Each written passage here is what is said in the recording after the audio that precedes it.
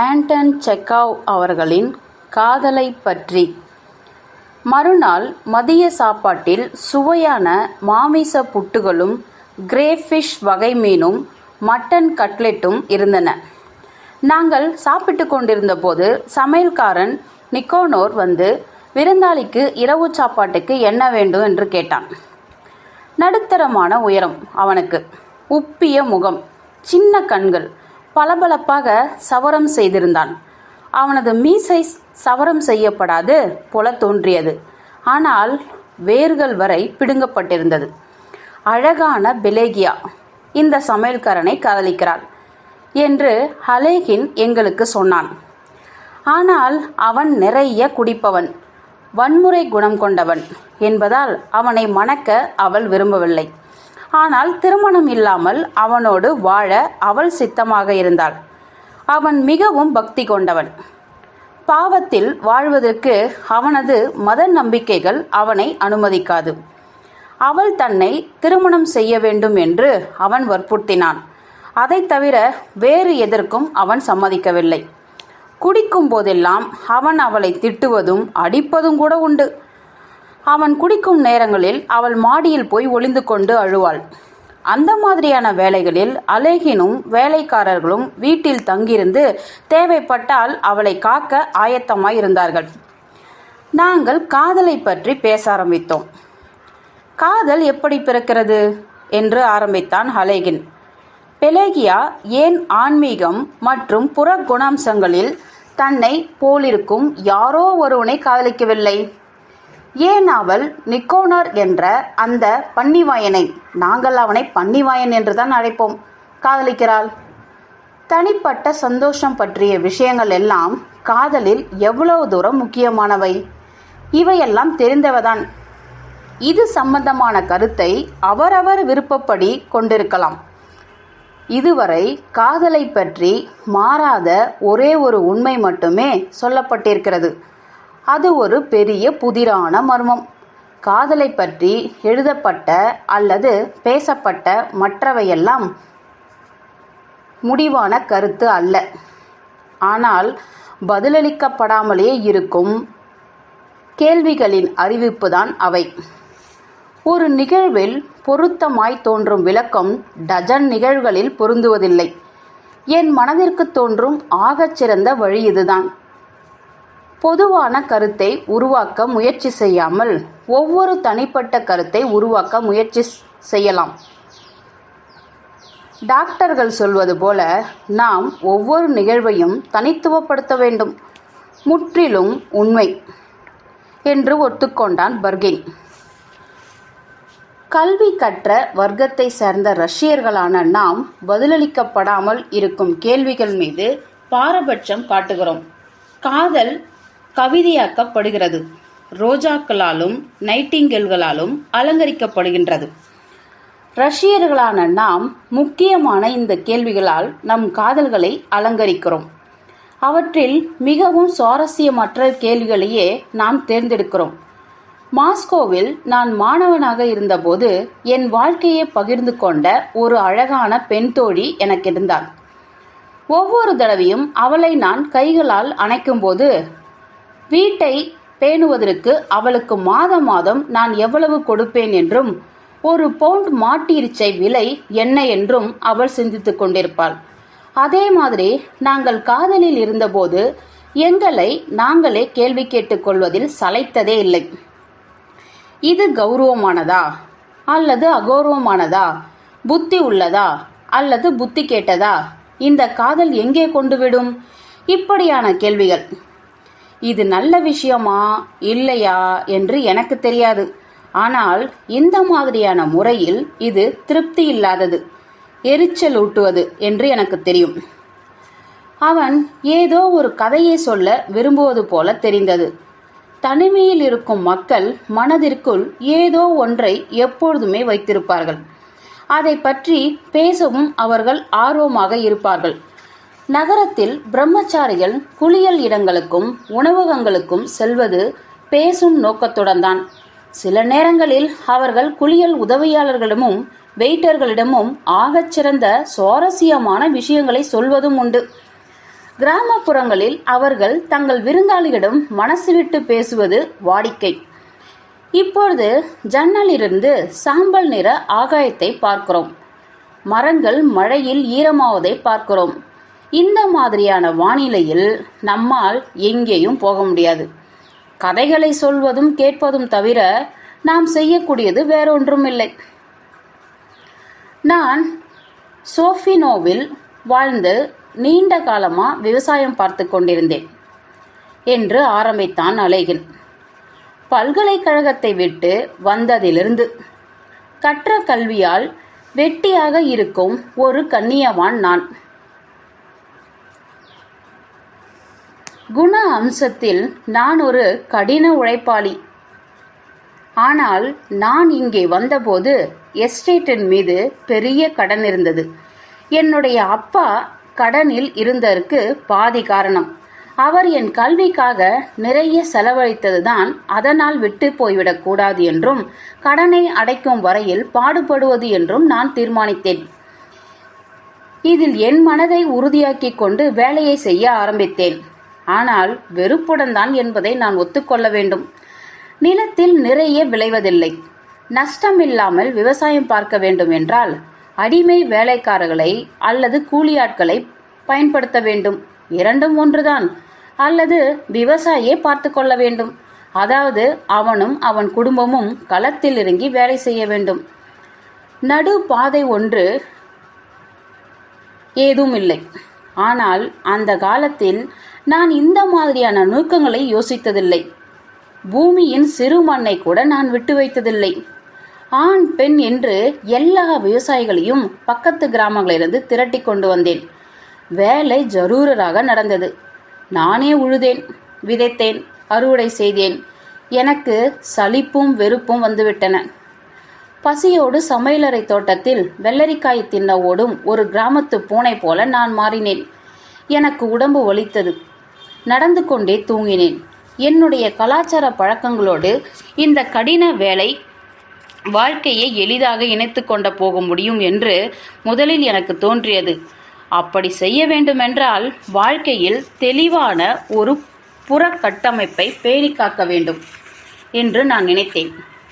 மாடியில் நல்ல வசதியான அறையில் சென்று தங்கிக் கொண்டேன். மதிய சாப்பாட்டுக்கும் இரவு சாப்பாட்டுக்கும் காஃபி, மது ஆகியவற்றை வரவேற்றேன்.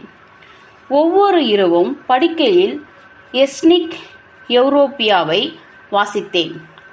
ஆனால் ஒரு நாள் எங்கள் பாதிரியார் ஃபாதர் இவான் வந்து ஒரு அமர்வில் என்னுடைய மதுவை முழுக்க குடித்துவிட்டார்.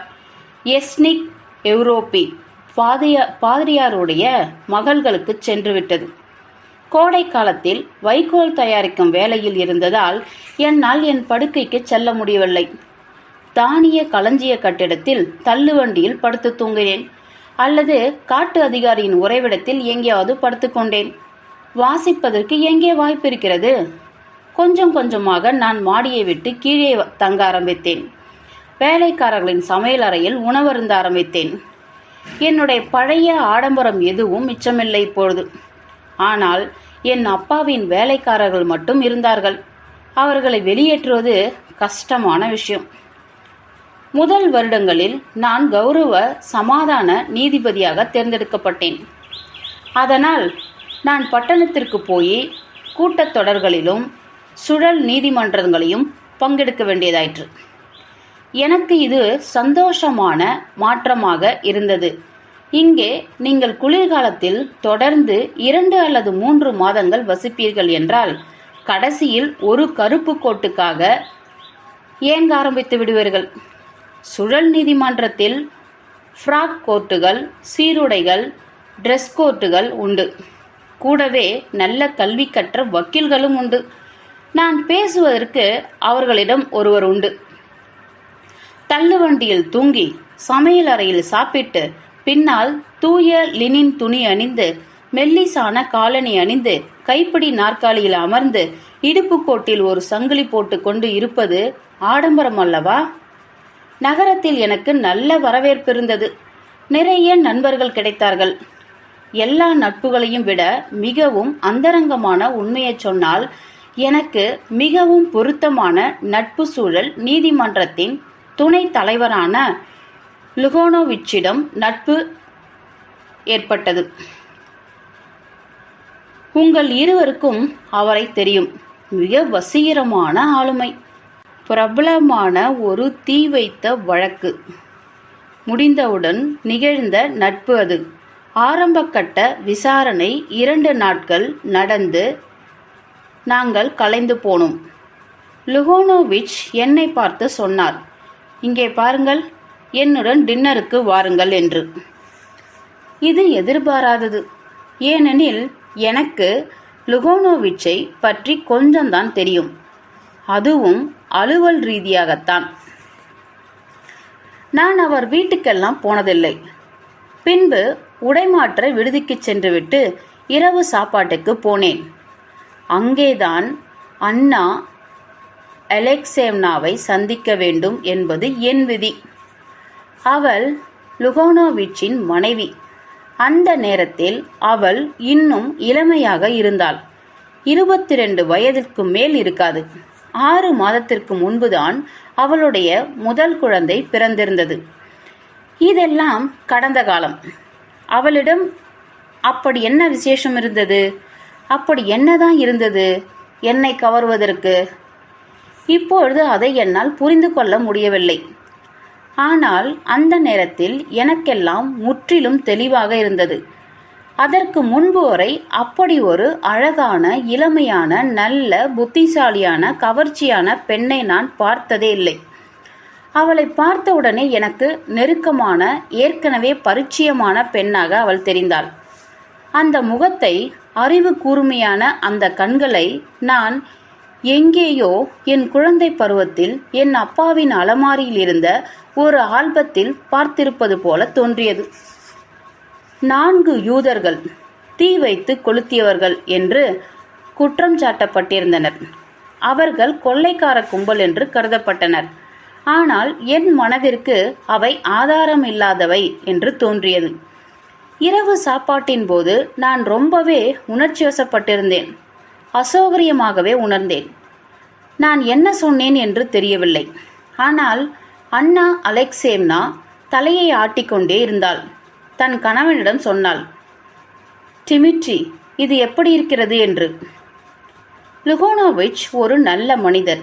ஒரு மனிதன் நீதிமன்றத்தில் குறைந்தபட்சம்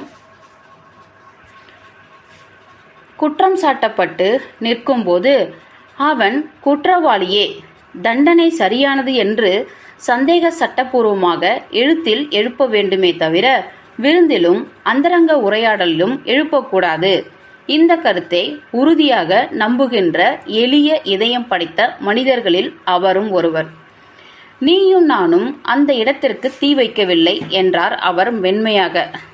நாம் குற்றவாளிகள் அல்ல, சிறையிலும் இல்லை.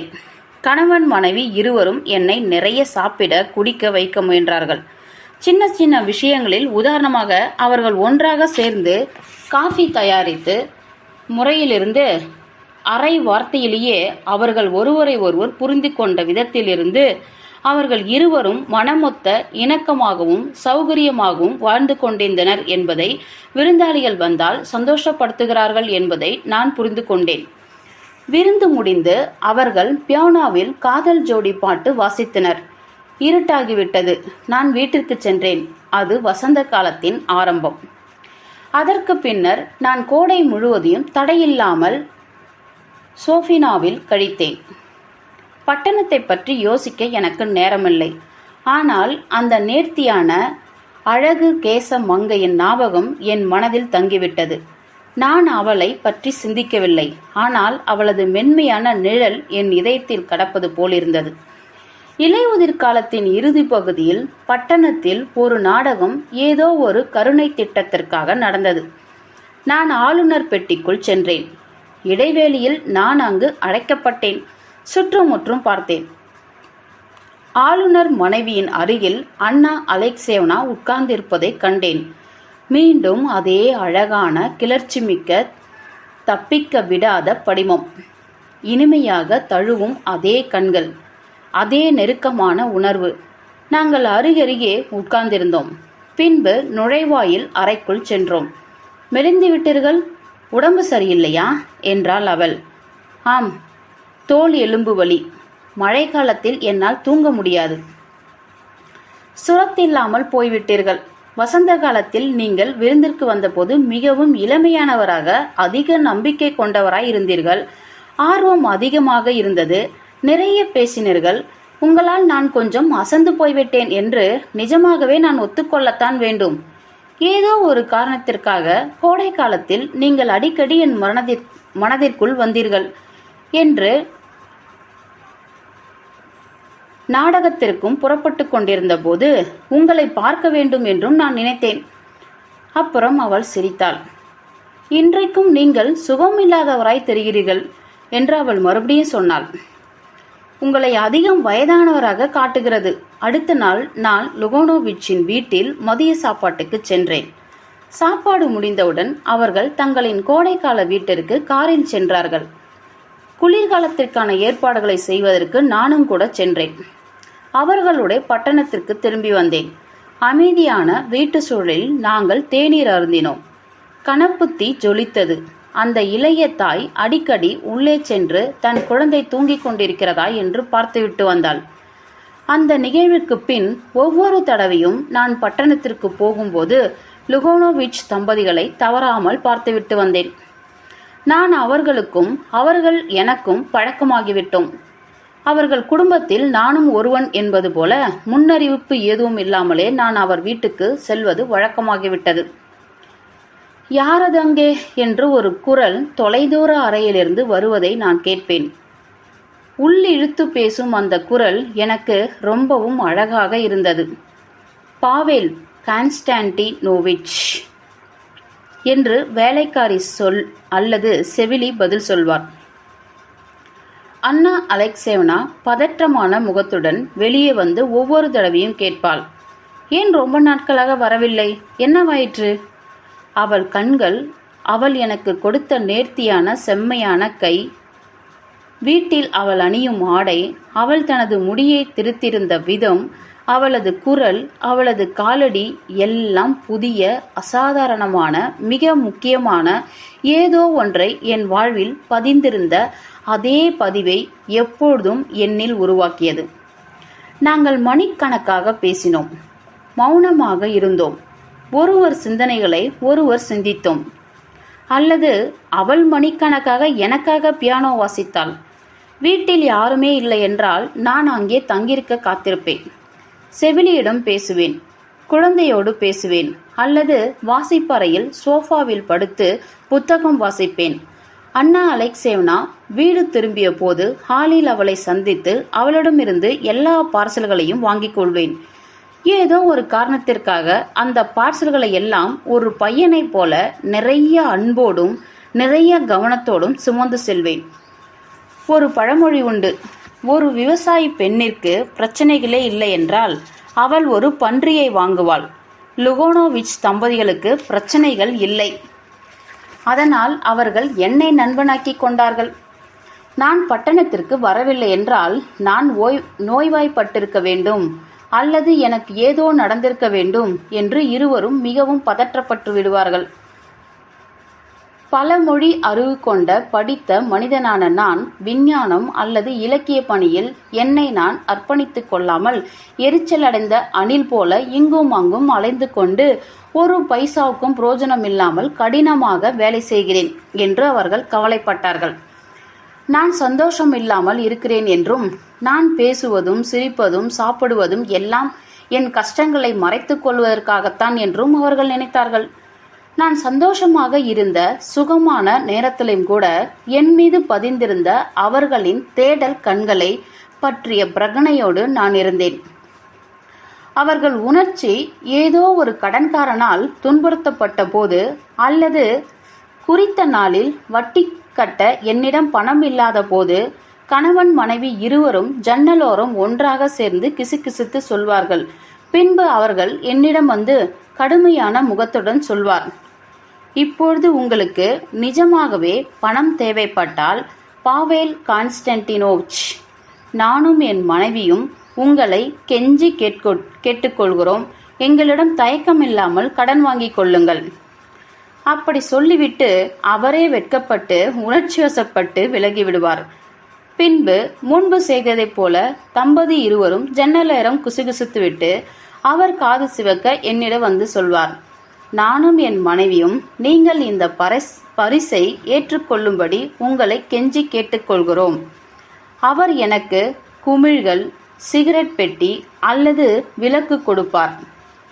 பதிலுக்கு நான் அவருக்கு கிராமத்திலிருந்து வேட்டையாடிய பறவை, வெண்ணெய், பூக்கள் ஆகியவற்றை அனுப்பி வைப்பேன். அவர்களுக்கென்று நிறைய வரும்படி இருந்தது. ஆரம்ப காலங்களில் நான் அடிக்கடி வெளியே கடன் வாங்கினேன். அதை பற்றி பெரிதாக நான் அலட்டிக்கொள்ளவில்லை. எங்கெல்லாம் கடன் வாங்க முடியுமோ அங்கெல்லாம் வாங்கினேன். ஆனால் லுகனோவிச் தம்பதிகளிடம் கடன் வாங்குவதற்கு உலகத்தில் எதுவும் என்னை தூண்டவில்லை. ஆனால் ஏன் அதை பற்றி பேச வேண்டும்? நான் சந்தோஷமில்லாமல் இருந்தேன். வீட்டில் வயற்காடுகளில் தானிய களஞ்சியத்தில் நான் அடிக்கடி அவளை பற்றி சிந்தித்தேன். ஒரு அழகான புத்திசாலியான இளம்பெண், சுவாரஸ்யமில்லாத கிட்டத்தட்ட வயதான ஒரு மனிதனை. அவள் கணவருக்கு வயது 40க்கு மேல் இருக்கும். கல்யாணம் செய்து கொண்டு அவனுக்கு ஒரு குழந்தை பெற்றுக் கொடுத்த புதிரை புரிந்து கொள்ளவே முயன்றேன். சுவாரஸ்யமில்லாத நல்ல உள்ளம் கொண்டவர் இந்த மனிதர். பெரிய அந்தஸ்தான மனிதர்கள் கலந்து கொள்ளும் நடன விழாக்களிலும் மாலை விருந்துகளிலும் பிரமாதமான அறிவோடு விவாதிப்பார். தான் விற்பனைக்கு கொண்டு வரப்பட்டவர் போல அக்கறை இல்லாதவராக, அனாவசியமானவராக, பணிவான எதிலும் ஆர்வமற்றவர் போல இருப்பார்.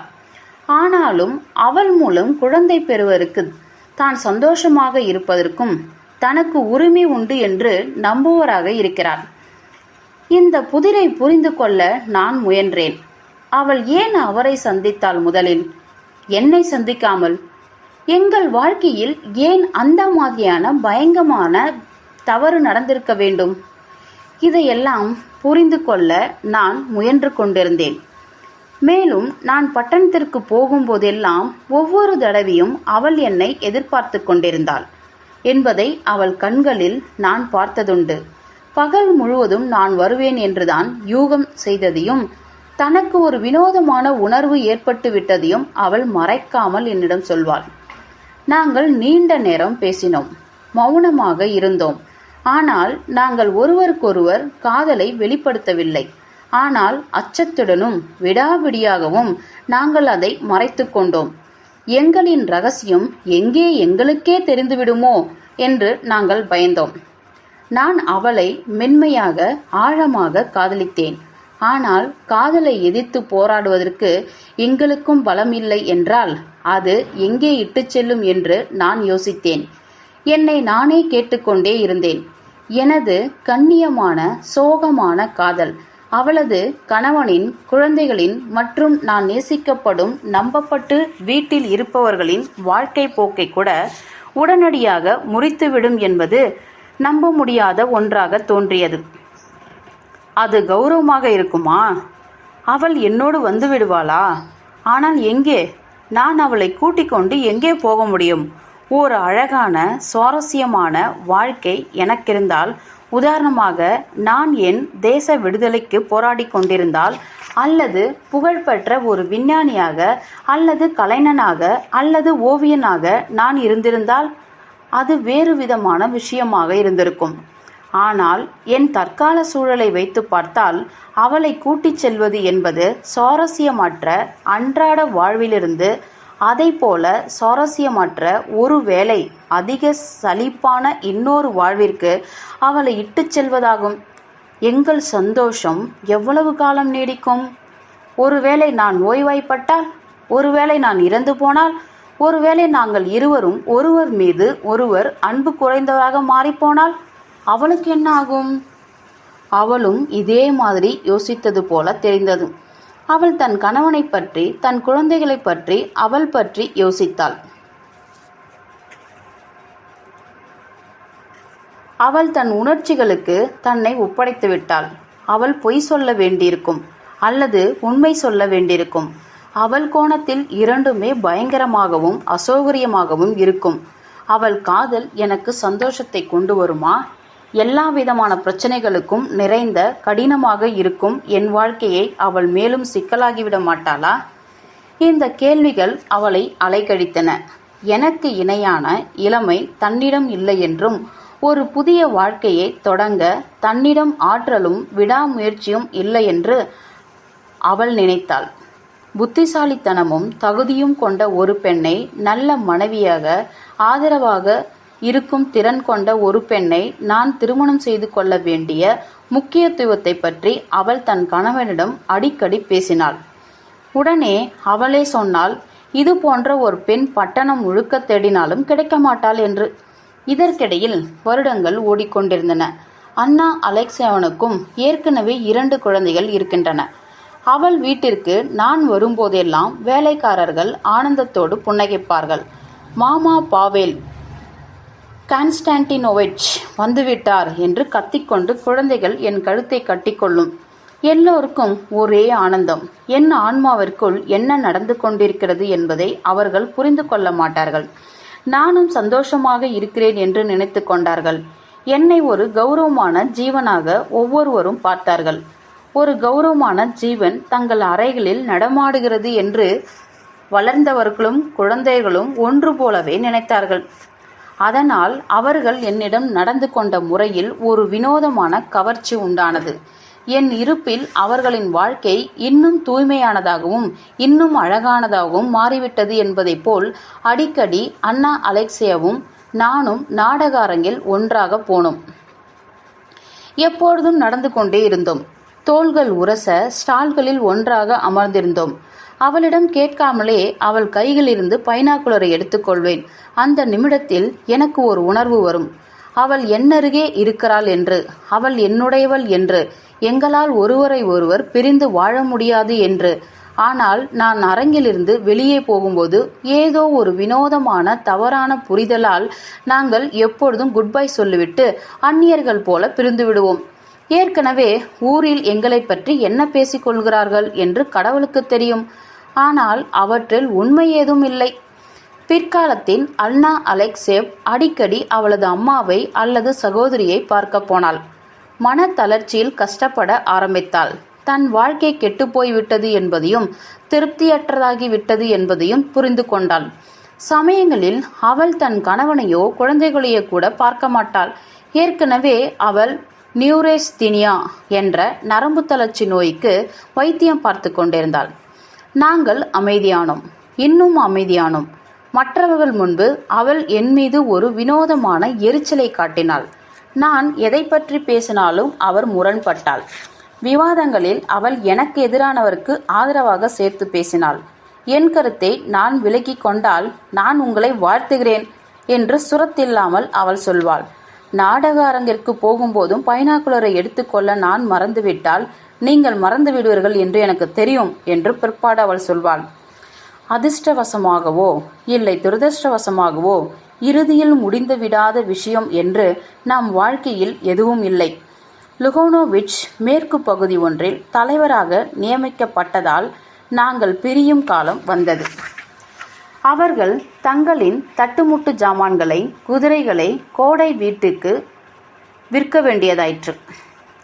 கோடை வீட்டிற்கு காரில் சென்றுவிட்டு வெளியே வரும்பொழுது கடைசியாக ஒரு முறை தோட்டத்தை, பச்சை கூரையை திரும்பி பார்த்தார்கள். அனைவரும் சோகமானார்கள். நான் சொல்ல வேண்டிய குட்பை அந்த கோடை வீட்டுக்கு மட்டுமல்ல என்பதை புரிந்து கொண்டேன். ஆகஸ்ட் இறுதியில் நாங்கள் அண்ணா அலெக்சேவை கிரீமியாவிற்கு அனுப்பி வைக்க வேண்டும் என்று ஏற்பாடாகியது. அங்கே சிகிச்சைக்காக அவளை மருத்துவர்கள் அனுப்பி வைக்க சொன்னார்கள். அதற்கு பின் கொஞ்ச நாள் கழித்து லுகோனோவிச்சும் குழந்தைகளும் மேற்கு பகுதிக்கு செல்ல வேண்டும் என்று ஏற்பாடு பண்ணப்பட்டிருந்தது. அண்ணா அலெக்சேவை வழி அனுப்பி வைக்க நாங்கள் கூட்டமாக திரண்டிருந்தோம்.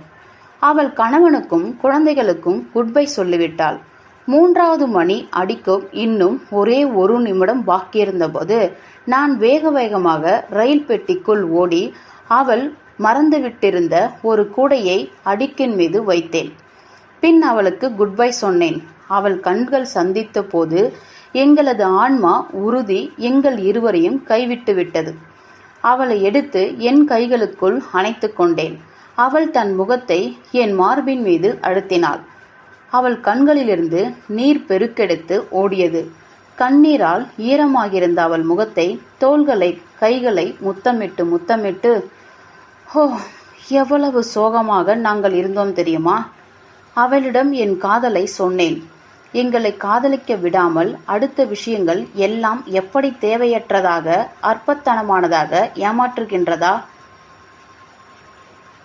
என்பதை சுட்டெரிக்கும் இதய வலியோடு நான் அவளிடம் சொன்னேன். நீங்கள் காதலிக்கும் போது காதலை பற்றி உங்களின் பகுத்தறிவு சிந்தனையை உயர்ந்த நிலையிலிருந்து ஆரம்பிக்க வேண்டும். சந்தோஷம், துக்கம், பாவம், ஒழுக்கம் ஆகியவற்றை பற்றி சமூகம் ஏற்றுக்கொண்ட அர்த்தத்தை விட மிகவும் முக்கியமான விஷயத்திலிருந்து உங்கள் சிந்தனையை ஆரம்பிக்க வேண்டும். இல்லையென்றால் நீங்கள் சிந்திக்கவே கூடாது. நான் அவளை கடைசியாக முத்தமிட்டேன். அவள் கைகளை பற்றி அழுத்திவிட்டு நிரந்தரமாக பிரிந்து சென்றேன். ரயில் ஏற்கனவே நகர ஆரம்பித்திருந்தது. நான் அடுத்த பெட்டிக்குள் சென்றேன். அது வெறுமையாக இருந்தது. அடுத்த நிலையம் வரும் வரை அழுது கொண்டே இருந்தேன். பின் சோஃபினாவுக்கு வீடு திரும்பினேன். அலேகின் தனது கதையை சொல்லி முடித்தபோது மழை நின்றுவிட்டது. சூரியன் வெளியே வந்துவிட்டது. பர்கினும் இவான் இவானோவிச்சும் பால்கனிக்கு சென்றார்கள். அங்கிருந்து தோட்டமும் குளமும் சூரிய வெளிச்சத்தில் கண்ணாடி போல மினுமினுக்கும் காட்சி அழகாக தெரிந்தது.